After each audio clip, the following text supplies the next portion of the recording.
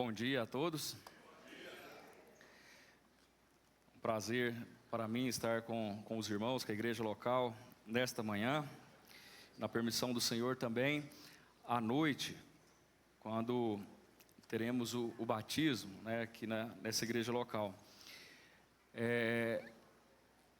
Hoje de manhã eu quero tratar de um assunto, e ele é de grande relevância para nós. Nós temos estudado esse assunto ali na igreja local, em bairro Platina, e é a respeito da maturidade espiritual, o chamado de cada crente na edificação da igreja. Ali nós vemos, um cenário daquilo que não é de se esperar. Uma pessoa adulta que ainda está chupando o bico. A gente às vezes olha uma imagem como essa e acha que isso aí é uma imagem que não retrata muito bem aquilo que é a realidade. Mas é um fato, não só em uma localidade apenas, mas em várias localidades, onde cristãos estão entendendo que, uma vez que creram em Cristo, a sua obra, o seu ministério é apenas esperar pela volta do Senhor para ir para o céu, ou esperar a volta de Cristo, ou morrer e ir para o céu, de tal forma que as pessoas creem, muitos nem mesmo professam publicamente a sua fé através do batismo, e aqueles que professam também, em grande medida, ficam num estado de estagnação, de não querer entender aquilo para o qual o Senhor chamou. E quando nós olhamos para a palavra de Deus, nós vemos que Deus nos chama para a salvação, Deus nos ordena para o serviço, e nós somos chamados e desafiados a todo momento pela palavra de Deus, para não permanecermos numa situação de imaturidade. A palavra de Deus está recheada de passagens, sobretudo pelo apóstolo Paulo, chamando muitos irmãos, naquela ocasião, as cartas a quem ele estava dirigindo, para que eles pudessem crescer, para que eles pudessem de tal maneira não ficar mais naquela situação de estar sendo alimentados por leite. Precisava de alimento sólido, precisava de crescimento, de desenvolvimento. E por que um tema como esse é de tão grande urgência para nós nos nossos dias? Porque nós vivemos numa geração que sofre de um mal silencioso, que é justamente uma imaturidade espiritual crônica. O que nós vemos em muitas igrejas, nós vemos que há crentes sentados em bancos que, pela hora de ouvir pregação, já dava para ter feito um mestrado, um doutorado em teologia. A quantidade de mensagens que já ouviram, que já receberam da parte de Deus, mas que ainda continuam na mesma situação, na mesma estagnação. Nunca tomaram uma decisão, um passo de fé para servir, para ombrear um trabalho na igreja local. E o problema é que esse tipo de visão, esse tipo de situação, além de ser aquilo que Satanás age nas nossas vidas para que a igreja permaneça nessa estagnação, é também aquilo que a nossa carne deseja fazer, não assumirmos responsabilidades. A partir do momento em que nós somos servos de Deus e ativos no serviço cristão, nós passamos também a sofrer das consequências do desgaste daquilo que nós estamos ali incumbidos de fazer. E nesse sentido, o que nós observamos é que a igreja, como a igreja local de Santa Vitória, que já completou 20 anos, eu pensei que era 18, mas 20 anos, e quando nós observamos num contexto de uma igreja local como essa, que já atingiu a sua maioridade, já tem 20 anos de existência, o fato é que se todos aqueles que são salvos, aqueles que já professam o Senhor Jesus Cristo, estivessem estivessem imbuídos, e esse é o propósito da nossa mensagem hoje, de desafiá-los a, de fato, assumir o compromisso para o qual o Senhor os chamou e para o qual o Senhor distribuiu dons para cada um daqueles que são salvos, para servir, que possa agir e fazer assim para que essa igreja local possa cada vez mais crescer e desenvolver. A passagem que nós vamos ler é em Efésios, capítulo 4, dos versículos 7 a 16. O propósito, mais uma vez, como nós temos falado, é que essa necessidade de cada um de nós estarmos contribuindo para o crescimento e a edificação do corpo da igreja, que é a membresia de uma igreja local, ela envolve todos nós indistintamente. Não é apenas a liderança de uma igreja local, não são os presbíteros apenas. Se nós observarmos, se colocarmos a nossa responsabilidade, eu digo a responsabilidade de uma igreja local como um todo, apenas nos ombros dos presbíteros ou daqueles que ministram a palavra de Deus, não adianta nada esses homens ministrarem por 1 ano completo, 10 anos, 20 anos, sempre se esforçando, dedicando ao ensino da palavra, se a igreja como um todo não fizer aquilo para o qual ela está sendo desafiada. E se a repercussão daquilo que nós estamos aprendendo dentro de uma igreja local, por meio dos servos de Deus que estão sendo usados pelo Senhor, não repercutir no meu trabalho, não repercutir na universidade onde alguns estão estudando, não repercutir no momento do ambiente familiar, não repercutir no momento em que nós estamos negociando o nosso caráter, a nossa hombridade, a nossa sinceridade, aquilo que nós falamos, agimos, sendo de acordo com aquilo que é a vontade de Deus. A igreja local será sempre uma igreja imatura, uma igreja que ficará em inanição, sem alimentação, e vai só enfraquecendo, ainda que haja presbíteros e homens de Deus que estão no ministério da palavra. A responsabilidade para a edificação do corpo da igreja, ela não é apenas de liderança local. A responsabilidade da edificação e do fortalecimento dentro de uma igreja local, ela envolve todos aqueles que são salvos, todos aqueles que foram salvos pela graça do Senhor Jesus Cristo. E nós vamos ver aqui nessa passagem que Cristo distribuiu dons a cada um conforme a sua vontade. E cada um daqueles que são salvos possuem dons espirituais. O fato de você não saber qual é o dom espiritual que você tem, não significa que você não os tenha. Mais uma vez, o fato de você não saber qual é o seu dom espiritual, não significa que você não tenha algum dom espiritual. A palavra de Deus declara que aqueles que confessam Jesus como seu Senhor, aqueles que seguem o Senhor Jesus como seu Senhor, eles receberam da parte de Cristo dom espiritual, com o propósito não para entretenimento de uma igreja, mas com o propósito de edificar uns aos outros.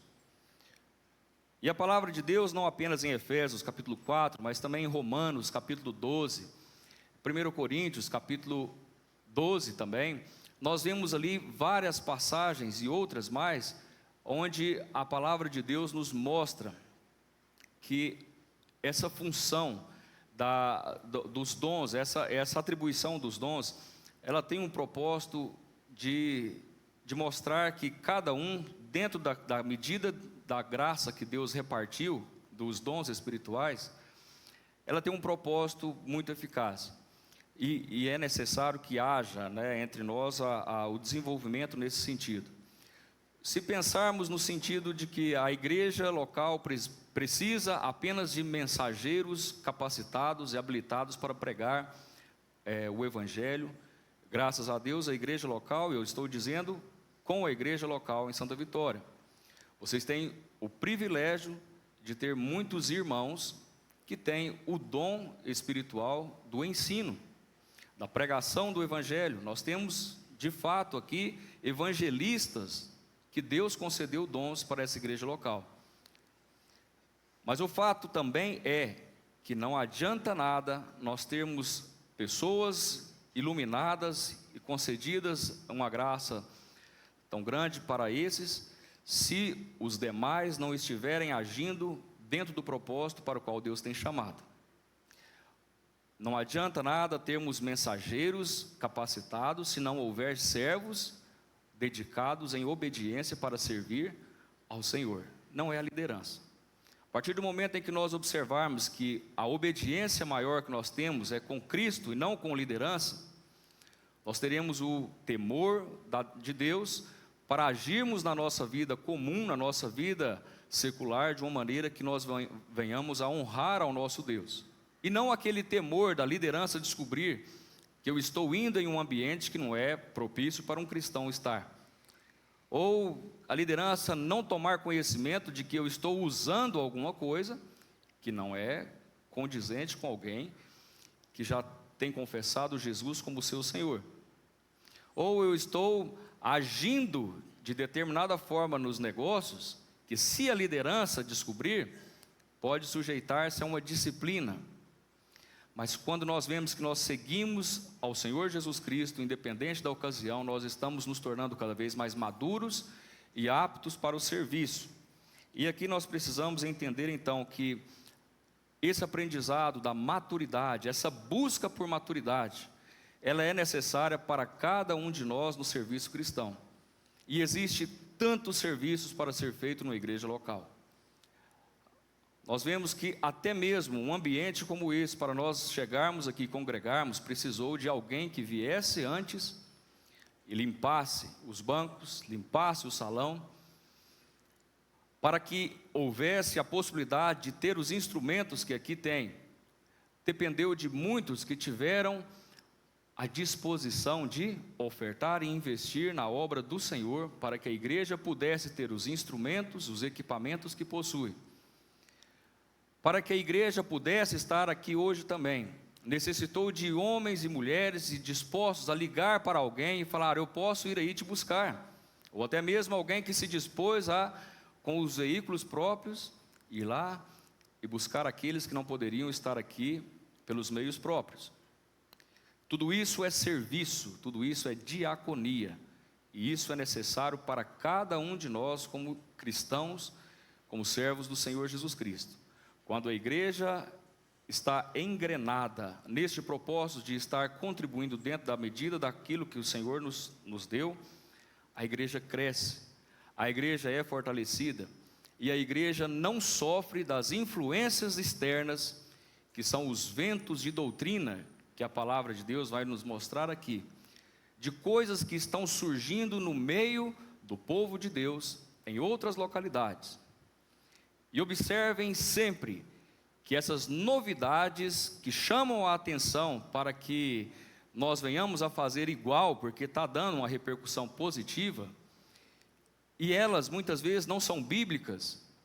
As pessoas que são despertadas para esse entendimento, para essa disposição de fazer diferença, nesse sentido de fazer igual àqueles que estão fazendo, são aqueles que não estão estudando ou compromissando a sua vida com a palavra.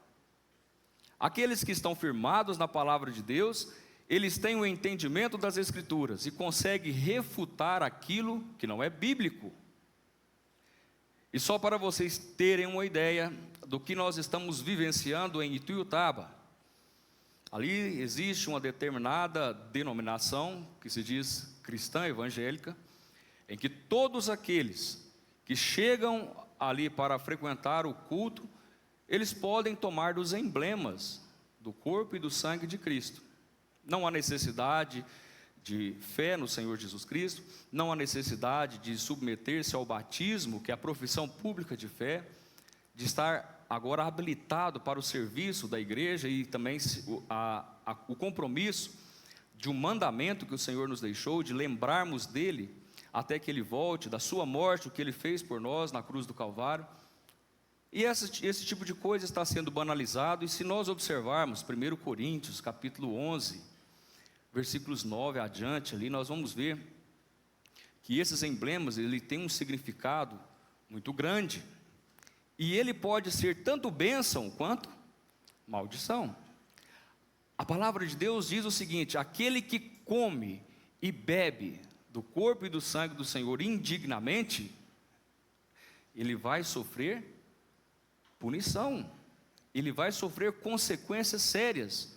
E Paulo chega ao ponto de dizer à igreja de Corinto, que estava levando a ceia do Senhor de uma maneira tão relaxada, em que eles começavam a brigar por alimentos, ou que eles não, quando chegava o momento em que iam repartir os emblemas e tomar a ceia, muitos deles já estavam até embriagados. Paulo chega ao ponto de falar: vocês não estão observando que há entre vocês já muitos fracos, doentes, e não poucos os que dormem? Quando ele fala não poucos os que dormem, significa que muitos cristãos já morreram. O cristão, para a palavra de Deus, ele é retratado como aquele que o seu corpo dorme até a ressurreição dos mortos. O seu corpo, a sua alma estará viva na presença de Deus.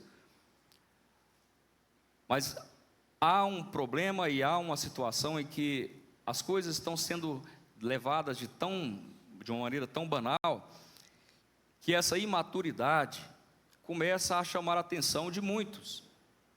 Ora, nós temos aqui ainda espaços nesses bancos. O propósito aqui é encher esse salão. E o propósito ainda maior, na visão deles, é que quanto mais gente tiver, mais recursos nós temos. E aí começa a relaxar e relativizar coisas que são sagradas e que têm consequências severas da parte de Deus. E não poucas as vezes nós vemos alguns irmãos sendo assediados por doutrinas que nós pensamos: como pode alguém entender e achar que isso é normal? Mas é por causa da imaturidade. E essa imaturidade não é porque a pessoa é nova. Às vezes nós vemos irmãos que já estão nos seus 20, 30, 40 anos de caminhada cristã, e quando nós vamos conversar com eles, ainda são crianças na sua convicção de fé. Nunca serviram, nunca dedicaram, nunca se compromissaram em nada numa igreja local. E o Senhor tem nos chamado não para sermos membros de igreja local, mas para sermos discípulos. Nós não vemos o Senhor exortando as pessoas para segui-lo, para ser simplesmente um membro, para ficar no banco e ficar ali achando que está agora tranquilo, sereno e salvo para todo sempre, sem fazer nada para o Senhor. Mas Ele nos chama para o serviço, e Ele usa cada um de nós dentro dos dons que Ele nos deu, para que a igreja não fique estagnada da maneira que ela se encontra, mas cada vez mais avance. E os desafios para essa igreja local, dos seus 20 anos, para os seus próximos 20 anos, se assim o Senhor permitir, serão desafiadores. Nós estamos vivendo épocas em que cada vez mais é necessário conhecimento das Escrituras para refutarmos aquilo que vem de uma maneira tão abismável para nós, alguma coisa que chama tanto atenção que a gente fala: não, vamos fazer igual, o propósito é bom, é encher a igreja, e não é por aí. É aqui mesmo? Estava desligado, perdão. Aqui nós vemos algumas características do que é um membro e do que é um discípulo. Antes de ler a palavra de Deus nessa passagem, eu quero apenas que vocês entendam aqui uma diferença muito grande entre ser membro de uma igreja local e ser discípulo de Cristo. O foco de um membro é o quê? Ele busca principalmente benefícios pessoais, milagres e bênçãos materiais. Ele vê a igreja como um shopping de opções para as suas necessidades. Aquela pessoa que vem à igreja, mas ela normalmente vem na hora que a coisa arrocha, na hora que a coisa aperta, adoeceu severamente, a família está passando por uma tragédia, alguma coisa precisa ser feita. Eu vou aonde? Eu vou para a igreja, porque eu quero ser servido, por meio das orações dos irmãos, por meio de uma palavra que me exorta, que me edifica. Mas o discípulo, ele é diferente. O foco de busca de um discípulo, ele busca Jesus por quem Jesus é, não apenas pelo que ele pode oferecer. Ele foca em conhecer e seguir a verdade. Lembra daquele corinho que diz: não olhe as circunstâncias, não, olhe o seu amor. Não me guio por vistas, esqueci o restante. Alegre estou. O discípulo, ele não olha as circunstâncias. Às vezes nós passaremos por momentos de dificuldade. Às vezes nós passaremos por momentos de crise. Mas o discípulo não perde a fé e a esperança, porque o foco dele está em Cristo. Já pensaram na vida de Jó? Como foi, como era, como ele era antes das provações pela qual ele passou. Mas aquele homem, ele era de fato alguém que servia a Deus. E mesmo nas adversidades, ele não titubeou.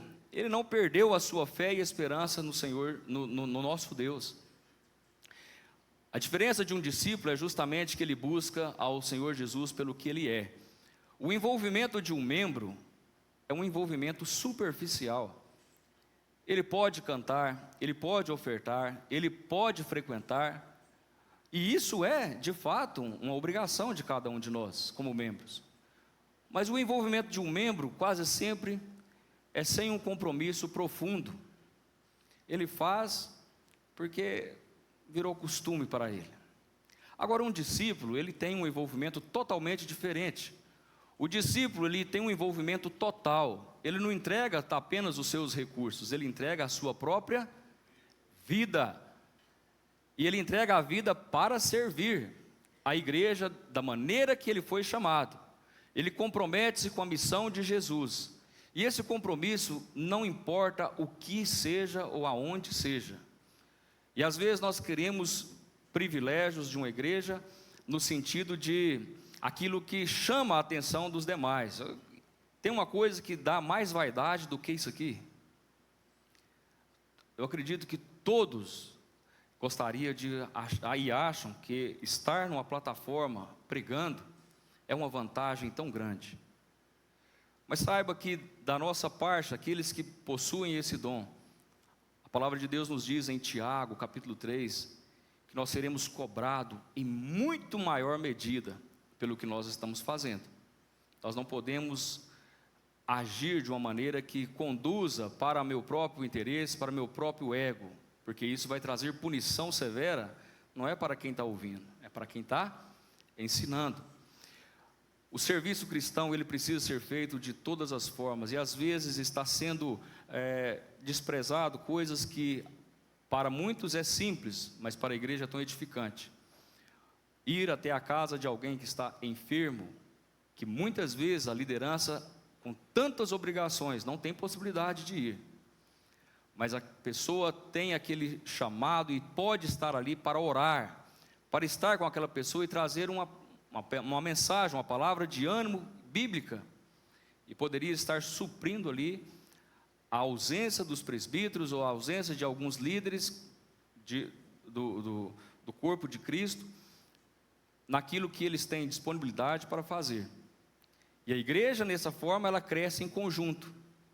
Agora o problema é quando nós somos alguém usados por Satanás, agindo em nossa própria vaidade, e nós vamos na casa dos nossos que estão precisando de visita, e vamos lá para falar mal de liderança. Observe que às vezes Deus está nos chamando para agir, mas Satanás não está nem um pouco satisfeito com aquela situação, e começa a chamar a atenção. Olha, eu tenho muito prestígio, né? Eu já comecei a visitar, todo mundo gosta das minhas visitas, agora eu vou fazer a caveira de alguém, de um irmão, porque eu preciso de um ministério que chame mais atenção do que o dele. E aí nós vemos a tragédia acontecendo dentro de uma igreja local. O discípulo de Cristo, ele não serve liderança. O discípulo de Cristo, ele serve ao Senhor Jesus, e ele nunca pensa em dividir, mas ele pensa em multiplicar. Observe que A atitude de um membro, ele espera ser servido, ele é um consumidor dentro da igreja.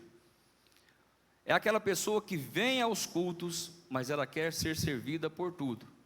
É aquela pessoa sensível que tem que ficar bajulando: você é muito importante, meu irmão, você é muito importante, minha irmã, não faz assim não, vamos com a gente, por favor, você é uma pessoa, né, indispensável para nós. E a pessoa só age se for inflada o seu ego e motivada para ir e fazer as coisas da igreja. O membro, ele depende da liderança e da estrutura da igreja para o seu sustento espiritual. Se a liderança não estiver presente na igreja, ele não fica no culto. Ele precisa para tudo. Ele não sabe orar, ele não sabe fazer nada. Às vezes ele é simplesmente alguém que passou pelo batismo, mas você não vê nenhuma disposição para orar.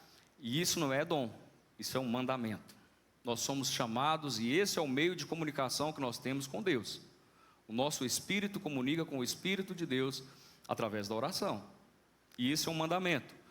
A atitude de um discípulo, ele busca ativamente servir, discipular outros e edificar a igreja. Ele é um produtor, ele é um multiplicador.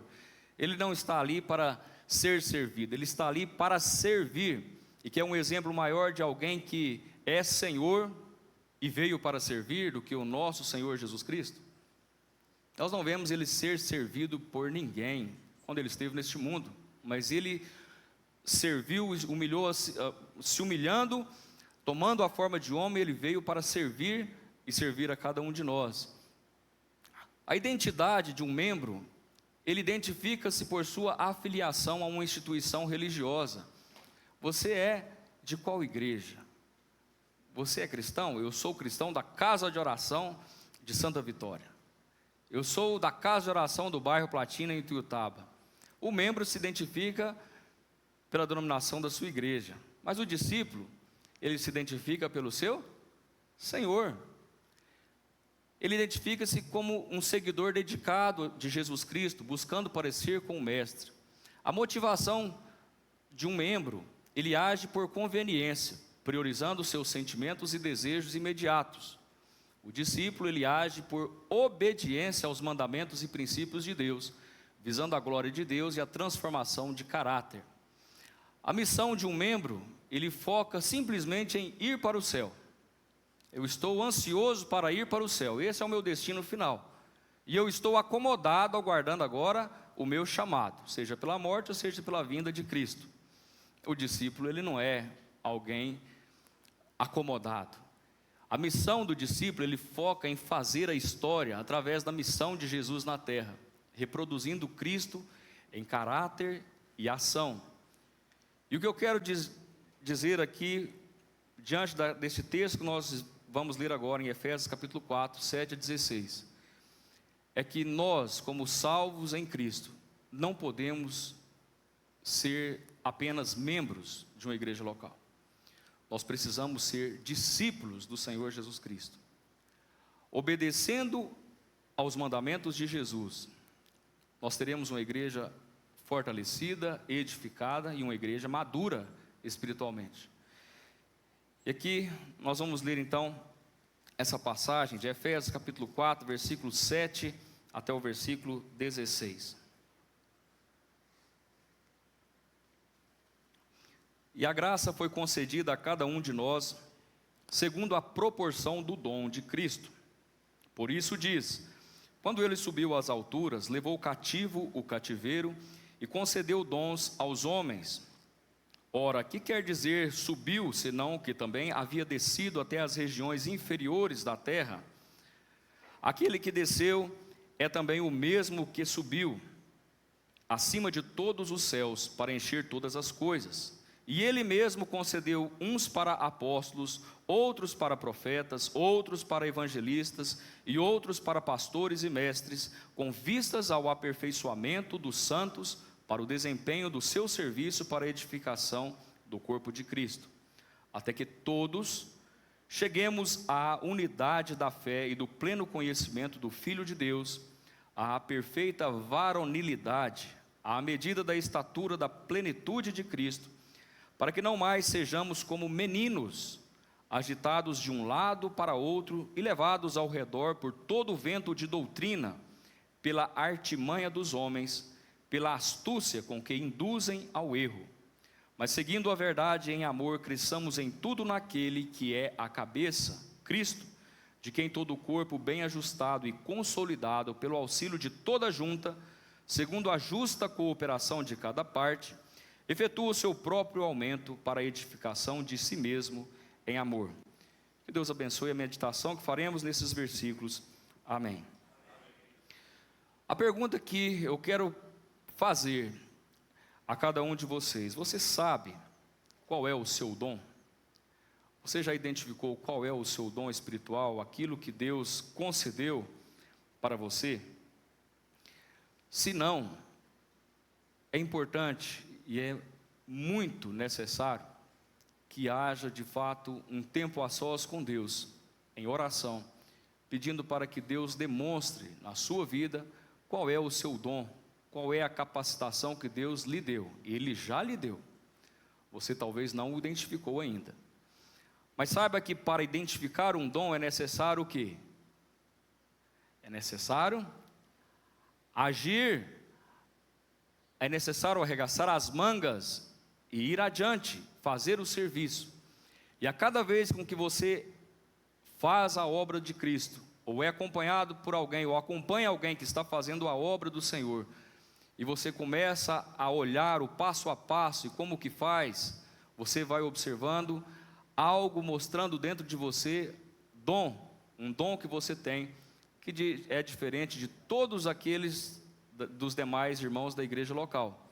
É uma capacitação fora do comum que você tem a mais do que outra pessoa. A palavra de Deus tem várias passagens, são 3 passagens que falam sobre os dons espirituais. A mais completa talvez seria em Romanos capítulo 12, mas nós vemos ali que existem vários dons. Aqui Paulo nos mostra em Efésios 5 dons: apóstolos, profetas, evangelistas, pastores e mestres.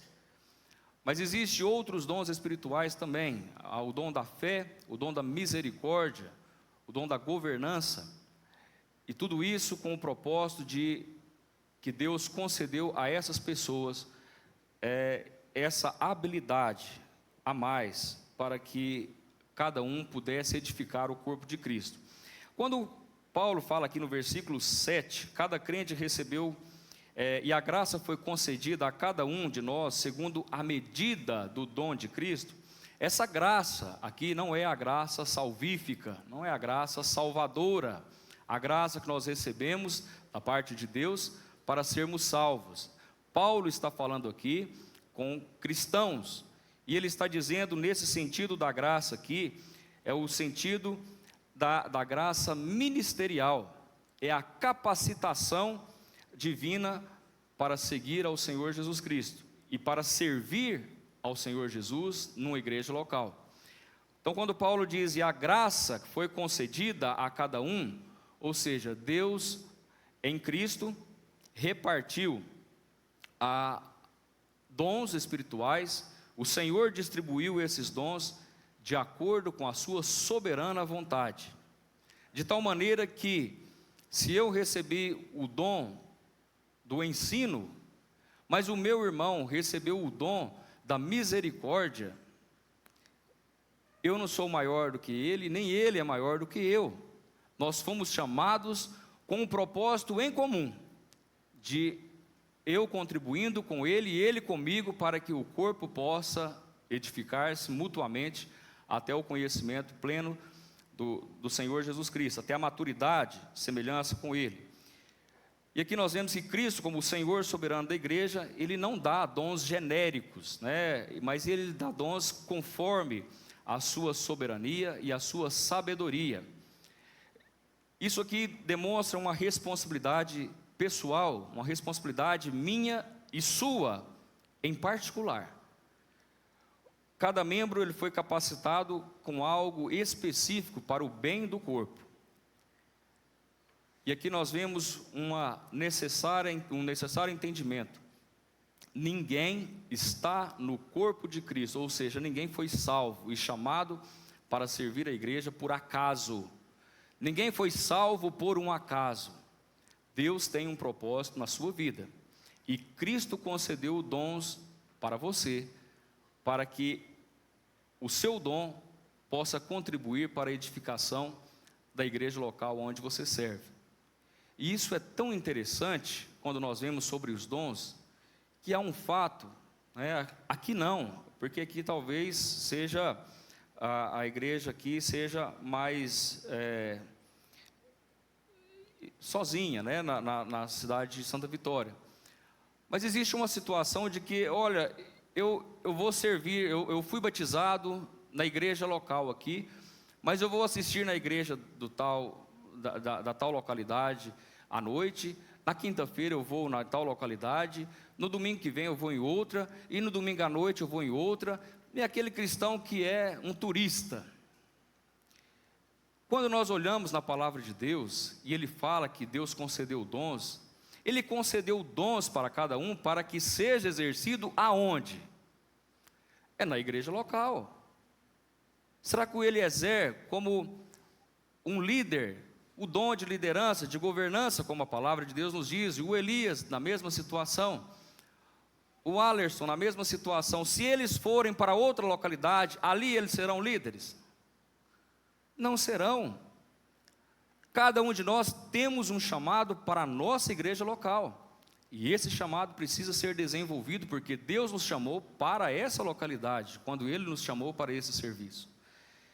E aqui nós vemos a situação do versículo 9, do versículo 8 até o versículo 10, nós vemos aqui que Cristo é o doador exaltado desses dons, é o Senhor Jesus quem repartiu. Essa passagem aqui no versículo 8, quando diz, quando ele subiu às alturas, levou cativo o cativeiro e concedeu dons aos homens, essa passagem está lá em Salmos 68 e 18. E aqui nós vemos o que significa essa situação. Cristo venceu os poderes e, como general vitorioso, distribuiu os espólios de guerra, os dons espirituais. O que isso significa, os espólios de guerra? No passado, quando uma nação, né, com o seu exército combatia outra nação, guerreava e vencia a guerra, tudo o que era de bens daquela nação vencida era arrecadado pelo vencedor e levado para a nação vencedora. Quando os generais, o exército chegava com os despojos de guerra, o que significa isso? Os bens de outros que foram vencidos, eles repartiam com a população. E todos se alegravam, porque a nação foi vitoriosa, foi vencedora, e esse exército vitorioso demonstrava essa gratidão, essa demonstração de repartir aquilo, os despojos daquilo que eles haviam vencido. Quando nós vemos aqui, nessa passagem, ele diz, quando ele subiu às alturas, levou cativo o cativeiro e concedeu dons aos homens. Esse cativo, o cativeiro aqui eram duas coisas que precisavam ser vencidas, e somente Cristo poderia vencer. Venceu a morte e venceu o pecado. Essas duas coisas, nenhum homem, nenhum ser humano comum, como eu e você, poderíamos vencer, se não fosse o Filho de Deus, o Senhor Jesus. Ele já venceu por nós. E quando Ele concede essa vitória de levar cativo, ou seja, levar preso aquilo que antes prendia todos os homens, Ele faz o quê? Ele leva cativo aquilo que atemorizava todos os homens, e agora Ele reparte da sua graça, dos seus dons, porque Ele quer que a nação seja vitoriosa, seja alegre. Ele quer que o seu povo, melhor dizendo aqui, como igreja, possa alegrar, possa contribuir para o crescimento e a edificação da igreja, que é o corpo do Senhor Jesus Cristo. E aqui nós vemos que quem concede esses dons, o doador, é o próprio Senhor Jesus Cristo, que desceu às partes mais profundas e subiu às alturas, e ali Ele repartiu. A ascensão de Cristo não foi uma partida, mas foi o início da sua ação soberana sobre a igreja. Quando nós vemos lá no Evangelho de João, capítulo 18, versículo 7, João 16 e 7, diz o seguinte: mas eu lhes digo a verdade, o Senhor Jesus dizendo, eu lhes digo a verdade, é melhor para vocês que eu vá, porque se eu não for, o Consolador não virá para vocês, mas se eu for, eu o enviarei a vocês. Isso é quem? O Espírito. E esse Espírito está na vida de cada um que é cristão. Ele é o selo, a demonstração maior de que nós não somos mais confundidos com aquilo que é do mundo. E aqui nós vemos um ponto doutrinário, que é necessário que haja entendimento. A concessão dos dons não depende da vontade humana, mas da exaltação de Cristo como o cabeça soberano da igreja. A concessão dos dons não depende de você, não depende da liderança, de falar, olha, você vai ter o dom tal, olha, a partir de agora você vai ter o dom tal. Não é assim. Deus, Jesus Cristo, Ele repartiu os dons de acordo com a sua soberana vontade e entendimento e sabedoria. No versículo 11, nós vemos aqui, nós temos que agilizar, ele diz, e ele mesmo concedeu uns para apóstolos, outros para profetas, outros para evangelistas e outros para pastores e mestres. Se nós observarmos a palavra de Deus, a partir de agora que a palavra de Deus está completa, nós não temos alguns desses dons mais. Os dons dos apóstolos e os dons dos profetas, nós não temos eles mais, porque eles não são necessários mais depois que a palavra de Deus já está revelada para nós, e está em nossas mãos. Os apóstolos são todos aqueles que foram chamados pelo Senhor Jesus Cristo e viram Jesus ressurreto, após a sua morte, viram os seus olhos o Senhor Jesus Cristo. Apesar de nós ouvirmos a respeito de alguns apóstolos nos nossos dias, esses apóstolos não são bíblicos. Os profetas, da mesma forma, eles recebiam a palavra e a direção de Deus diretamente pelo próprio Senhor Deus. E eles anunciavam à nação aquilo que deveria ser feito e obedecido, e o que eram os mandamentos. Mas a partir do momento em que esses homens, apóstolos e profetas, cumpriram o seu ministério na fundação da igreja, que está ali em Efésios capítulo 2, versículo 20, nós vemos que eles foram instrumentos da revelação inicial, o Novo Testamento, e hoje nós temos a palavra de Deus em nossas mãos, de tal maneira que nada do que não está escrito na Bíblia pode ser acrescentado da parte de alguém que se denomina um apóstolo ou um profeta.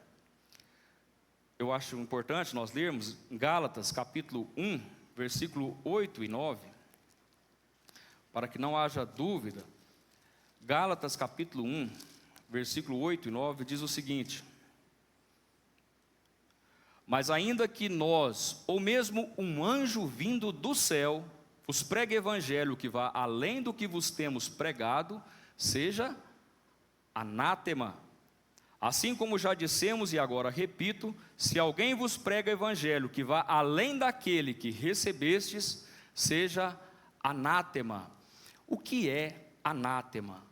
Anátema é, seja amaldiçoado com o fogo do inferno. É pesado. Anátema é melhor do que o significado do próprio nome. E aqui nós vemos que Paulo está mostrando, nada do que não está registrado na palavra de Deus pode ser acrescentado ou dito como sendo da parte de Deus. Porque se mesmo que vier um anjo vindo da parte de Deus, como nós vemos muito aí essas denominações que dizem ter revelação pessoal da parte de Deus, e isso é uma coisa absurda se nós observarmos na palavra de Deus, de alguém chegar e dizer o seguinte: olha, Deus falou comigo essa noite, Ele estava aqui agora comigo, nós estávamos conversando face a face. A falta de conhecimento das Escrituras faz com que muitas vezes a gente fique na dúvida, mas se você conhecer as Escrituras, saberá que ninguém viu a Deus. Ele é Espírito, e nós precisamos entendê-lo quando Ele fala conosco, no nosso ser. E não é dessa forma que Deus fala conosco, não é dessa forma de falar pessoalmente, chegar para nós e quero trocar uma ideia com você aqui. E sabe o que é interessante? Esses que dizem que recebeu da parte de Deus uma mensagem direta e particular, são pessoas que vivem uma vida que não dá para dizer que o Senhor teria comunhão com eles, porque o Senhor, a palavra de Deus nos diz, Ele é santo, santo, santo. Deus não comungaria com alguém que estivesse em pecado, jamais. E às vezes aqueles que falam e dizem tantas coisas são pessoas que andam errantes nas suas vidas em particular, e dizem e professam que recebeu da parte de Deus alguma revelação particular. Entendam que existe alguém que realmente pode se transformar em anjo de luz e enganar a muitos, mas esse se chama Satanás, não é Deus. O que nós vemos aqui é que o Senhor fala conosco, com a igreja, através da sua palavra, e a palavra precisa ser lida, explicada, entendida e praticada. Se não obedecer esses passos, nós não teremos maturidade numa caminhada cristã. E quando nós observamos aqui, por que o Senhor deu esses ministérios de palavra, que são os fundamentos de edificação? Nós vemos aqui que os apóstolos e profetas, eles são aqueles fundamentos da igreja, a fundação da igreja. Os evangelistas, existe esse dom ainda. Eles são aqueles proclamadores do evangelho, aqueles plantadores de igreja, os missionários. Os pastores e mestres são líderes locais que alimentam o povo de Deus, que protegem o povo de Deus com o ensino bíblico, para que não sejam levados por todo o vento de doutrina como meninos que não sabem o que quer. Agora entenda o seguinte, esses dons aqui, e nós vamos considerar os evangelistas, pastores e mestres, esses dons, eles não são cargos de prestígio, mas eles são funções de serviços. Não há nenhum destaque para falarmos assim, olha, eu sou o presbítero, né, ali da igreja local em bairro Platina, eu tenho que ser tratado de maneira diferente, eu sou uma liderança da igreja, olha o respeito como fala comigo. Pelo contrário, eu sou um servo, assim como cada um de nós precisamos ser, e nós fomos chamados para servir, e uma obrigação tão grande, nós somos chamados para funções e não para cargos. Nós não denominamos o nosso cargo como sendo um pastor ou alguém que seja em eminência dentro de uma igreja local. Todos nós estamos na mesma situação, cada um dentro do seu compromisso e dom para o qual o Senhor nos chamou. E agindo assim, sem vaidade pessoal, nós vemos que a igreja cresce e se fortalece com o propósito em comum, que é termos cada vez mais a aparência e o conhecimento do Senhor Jesus Cristo. Aqui nós vemos então que não são cargos de prestígio, mas são funções de serviço. Eles foram dados por Deus, pelo Senhor Jesus, para preparar os santos, e não para substituir os santos nas suas funções. Agora no versículo 12, nós vemos aqui qual é a finalidade desses dons que Deus concedeu aqui, que foram apóstolos, profetas, evangelistas, pastores e mestres. Qual foi a finalidade desses dons que Deus concedeu, que Jesus Cristo distribuiu? Aqui diz, com vistas ao aperfeiçoamento dos santos para o desempenho do seu serviço, para a edificação do corpo de Cristo. Aperfeiçoamento significa, esses homens que foram chamados para ser apóstolos, profetas, evangelistas, pastores e mestres, desconsiderando os dois primeiros, que são os que foram usados na fundação da igreja, mas agora entendendo, como evangelistas, pastores e mestres, para que esses homens servem hoje na igreja? Eles substituem cada um de nós, nos nossos serviços? Não, a palavra de Deus nos diz, com vistas ao aperfeiçoamento dos santos, cada um de nós. E esse aperfeiçoamento é treinar, ajustar, capacitar cada um de nós para o serviço e o ministério pessoal de cada um de nós. O papel dos líderes é equipar os santos, que são os verdadeiros ministros, aqueles que vão exercer o ministério em todas as suas funções que envolve a igreja. Agora, uma coisa que precisa ser ressaltada: o ministério, ele é de todo crente, ele não é apenas de liderança. O ministério de uma igreja local, ele é meu e ele é seu. Sim, ainda que você ache que é tão pequeno, que é uma pessoa tão insignificante, você é essencial para a igreja, porque Deus lhe salvou em Jesus Cristo com um propósito, do qual Ele concedeu a você dons, e Ele quer que você exerça os seus dons. E a igreja precisa desses homens que estão na liderança, para que cada um de nós sejamos capacitados naquilo que eles foram capacitados por Deus, em seus dons espirituais, para nos ensinar, para nos instruir com a habilidade que Deus concedeu. A igreja que terceiriza o ministério para a liderança, para o presbitério, é uma igreja que já nasceu para ser extinta em breve. Entendam isso. Sabe por quê? Imaginem só, todos nós somos pessoas muito temporal, né? Eu particularmente, né, na igreja local onde eu estou, a liderança é exercida por mim e pelo meu pai. O meu pai não tem o dom do ensino, e vamos considerar que a igreja agora seja somente eu que esteja fazendo todas as coisas, né? Pregando domingo após domingo, quintas-feiras, todas as quintas, seja só eu. De repente sobrevém sobre a minha vida uma enfermidade ou a morte. O que vai acontecer com a igreja? O que acontece com a igreja? Pode dizer. Ela morre. Ela morre. E ainda que haja mais do que uma liderança na igreja local, todos nós somos falíveis. E se um desses faltar, ou se todos eles faltarem por uma eventualidade, como que fica uma igreja local em Santa Vitória? Agora entendam, se cada um estiver fazendo o seu serviço, a obra não para. A obra não para. Cada um está fazendo o seu papel. O Senhor levanta outro para esse ministério, e Ele não deixa desprovido o outro cargo que ali está vago. O Senhor usa a cada um de nós com esse propósito. O versículo 13, nós vemos o alvo dessa maturidade voltada para o Senhor Jesus Cristo. O que é? Qual que é o alvo disso?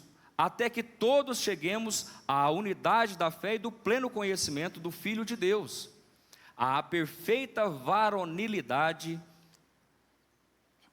à medida da estatura da plenitude de Cristo. Unidade da fé significa unidade na doutrina bíblica correta e não apenas emocional. Existe um livro, né, que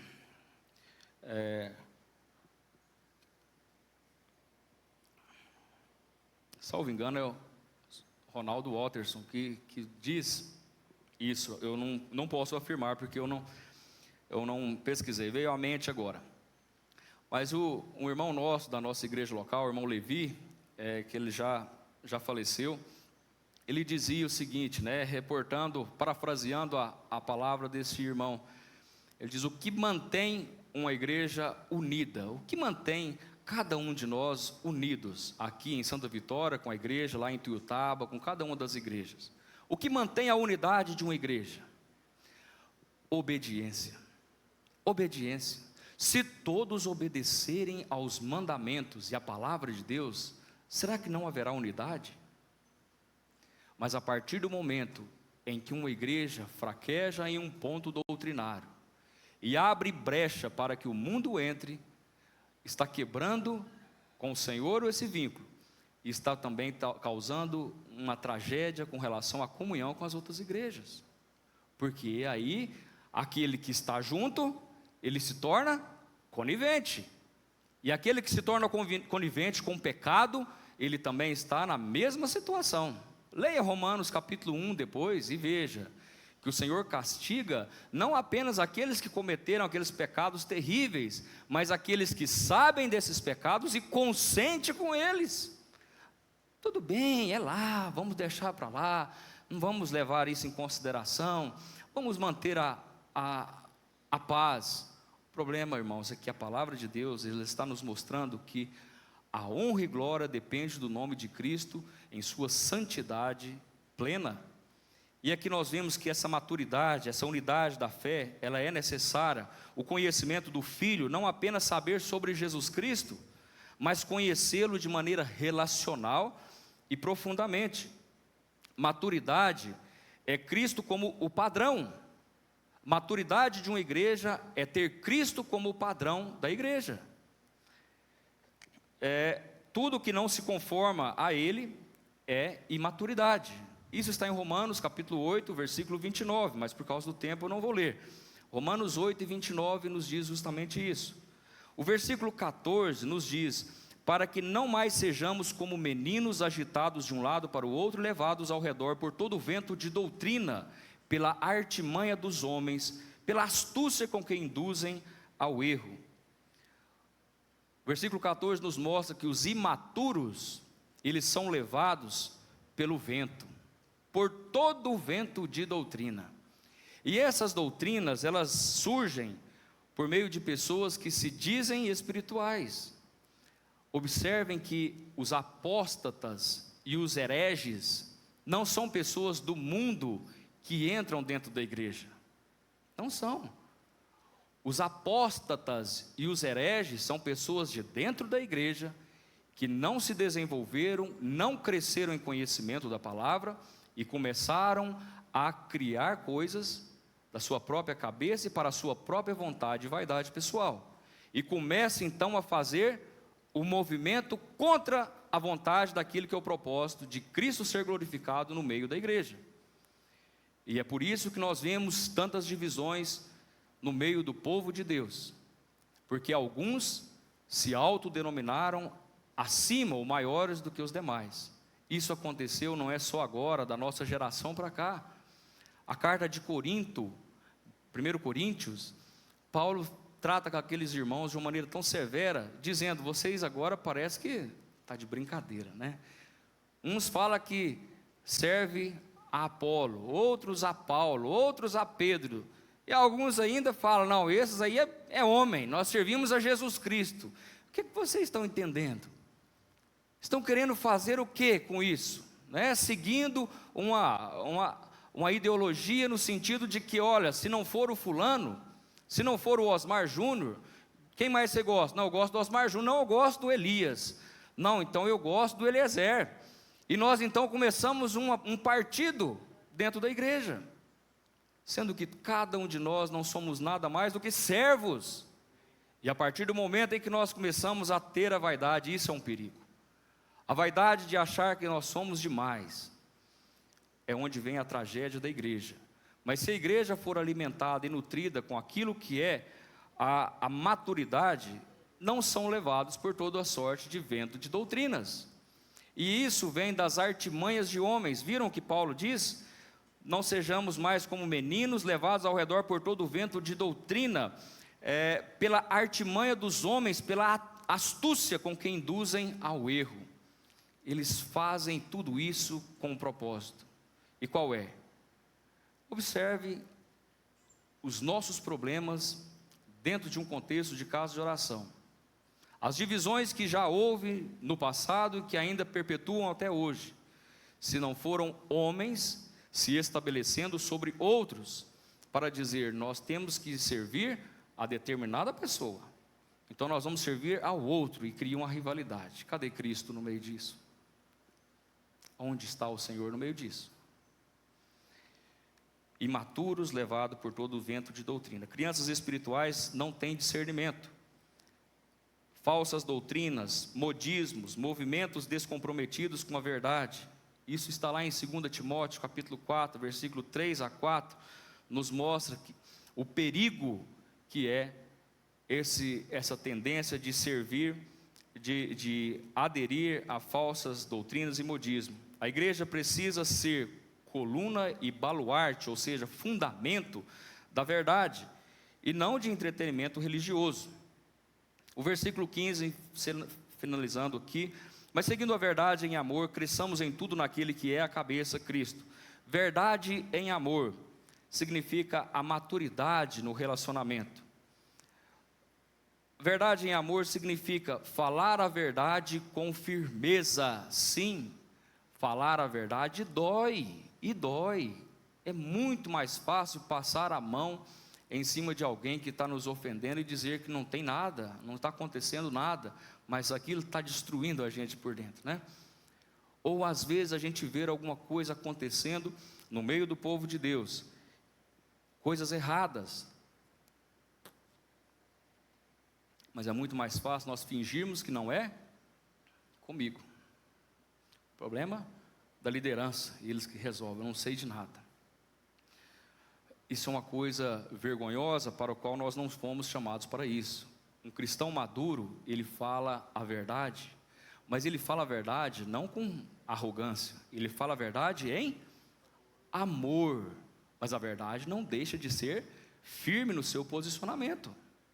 E às vezes nós temos que nos indispor para agirmos e falarmos a verdade com alguém, mas jamais podemos ser arrogantes de falar de uma maneira que possa comprometer ou trazer uma tragédia para aquela pessoa com quem nós estamos falando. A verdade em amor significa a firmeza com amor, com compaixão, como o Senhor Jesus Cristo era. E aqui diz crescimento, crescendo em tudo. Esse crescimento não é só do conhecimento, mas é o crescimento no caráter, o crescimento no serviço, o crescimento nos relacionamentos. O referencial de crescimento é Jesus Cristo. O referencial de crescimento de uma igreja local não é a igreja ao lado, não é a igreja do fulano de tal. O crescimento da igreja local é quando nós vemos membros, ainda que poucos, mas fundamentados na palavra e honrando ao Senhor Jesus Cristo. Não há divisão, não há panelinha. Eu vou encerrar que minha esposa está danando comigo. Versículo 16: todo corpo bem ajustado opera crescimento. O que nós vemos aqui? De quem todo corpo bem ajustado e consolidado pelo auxílio de toda junta, segundo a justa cooperação de cada parte, efetua o seu próprio aumento para a edificação de si mesmo em amor. Observe, cada membro tem uma função no corpo de Cristo. Cada membro, todo o corpo bem ajustado e consolidado pelo auxílio de toda a junta. Cada membro, ele tem a sua função no corpo de Cristo. O corpo cresce quando cada parte coopera com fidelidade para o qual ele foi chamado. O crescimento aqui não é numérico. O crescimento aqui, ele está mais relacionado com o crescimento espiritual e funcional de cada um de nós, agindo e fazendo de acordo para o qual aqui nós fomos chamados. E a conclusão doutrinária de tudo isso é que nós vemos dentro da palavra de Deus, a igreja não cresce com os eventos.